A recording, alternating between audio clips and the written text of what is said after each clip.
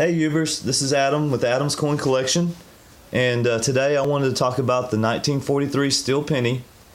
I found this coin at a flea market, and along with 6 others, and a silver certificate. And I paid $50 for all of those items, but the real gem was the 1943 steel penny that I found.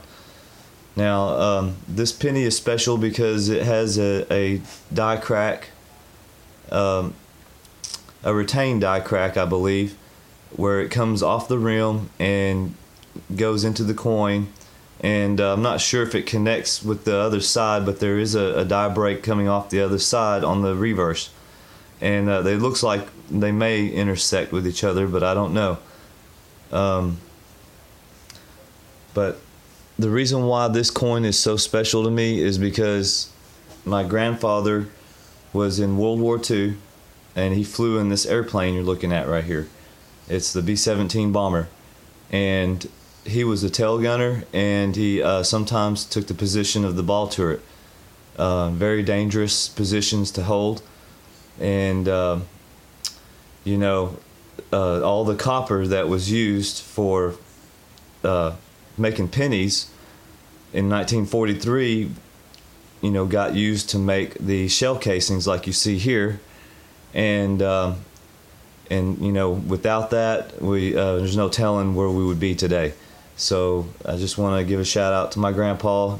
He passed on years ago at the age of 89, but we love you, Grandpa. And so let's get on to trying to see if we can look at these die cracks with this phone. I don't know if you'll be able to see it,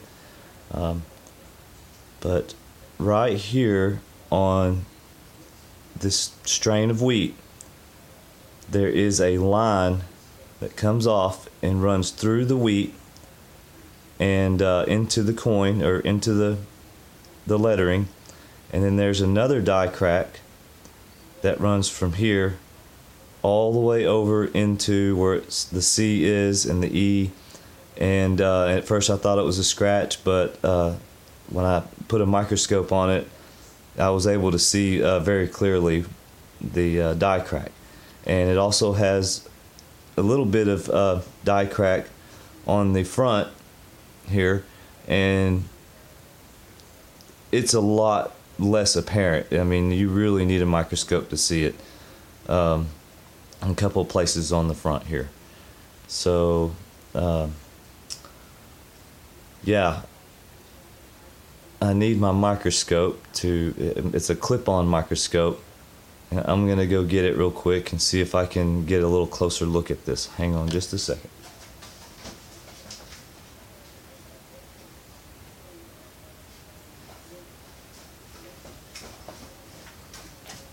Okay, I'm back. What you do is you just clip this little thing on, and then I'm going to adjust this down, and rotate it downward like this. Okay.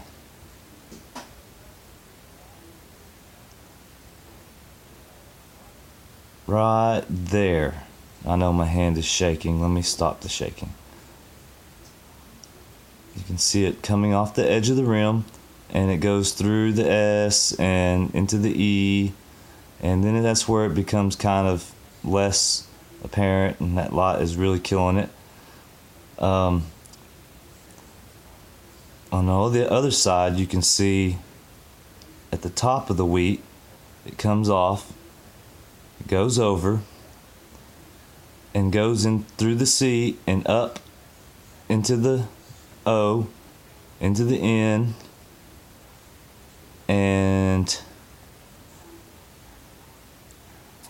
that's where you can't really see any more of it, but it might intersect. That right there, that little spot, looks like maybe a piece of the die came off and smashed into it, and then was ejected. But this coin is very brilliant for being made of steel, after all these years, there's really no oxidization or rust or anything on it. Now the obverse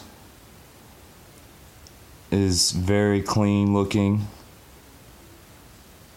Lettering is good. The strike is really strong.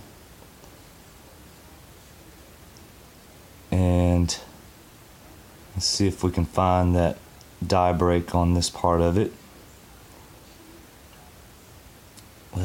It's not showing up with this scope. The other scope that I use is 40 times magnification, and this one I believe is only 10. But very nice. No, really no deep gouges or damage like that. There's some minor, little bitty minor stuff, hairline scratches here and there.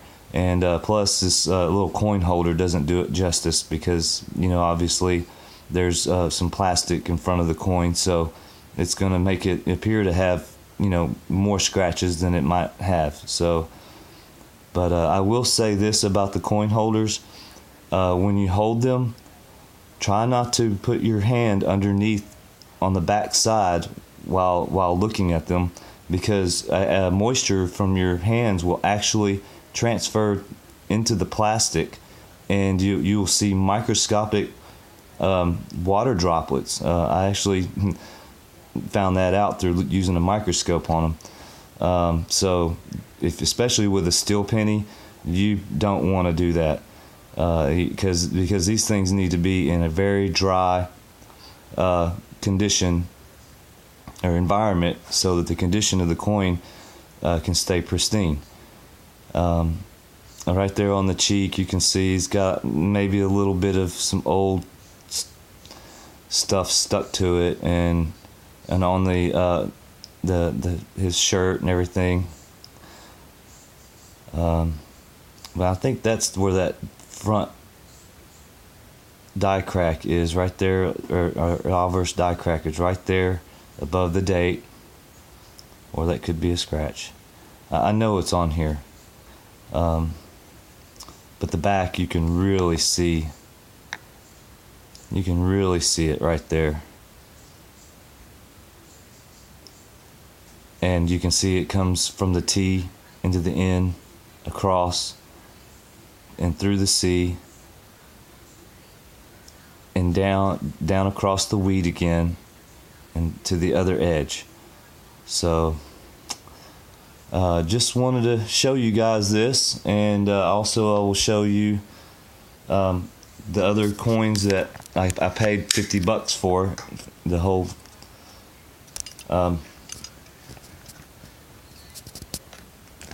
whole purchase here. This is the silver certificate.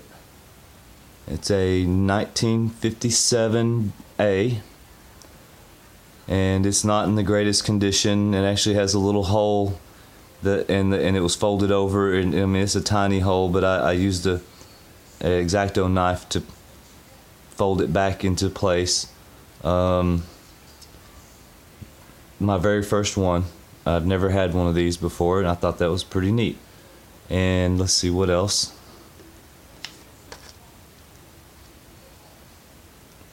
A No Sense V nickel, 1883. Very cool. I was happy about that. The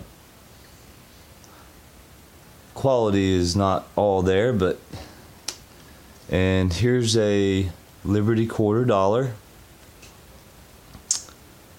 1909. Very worn. You can tell a lot of people have spent that one. And I got a Liberty $half, 1908. Very, very worn also. Almost a lowball coin.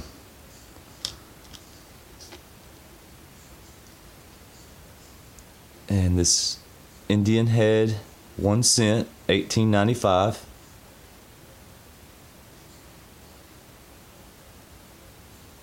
and it may be XF. Yeah, I'm pretty sure that would be XF, extremely fine. And also this Buffalo nickel. It's a 1925S. And he's also probably an XF.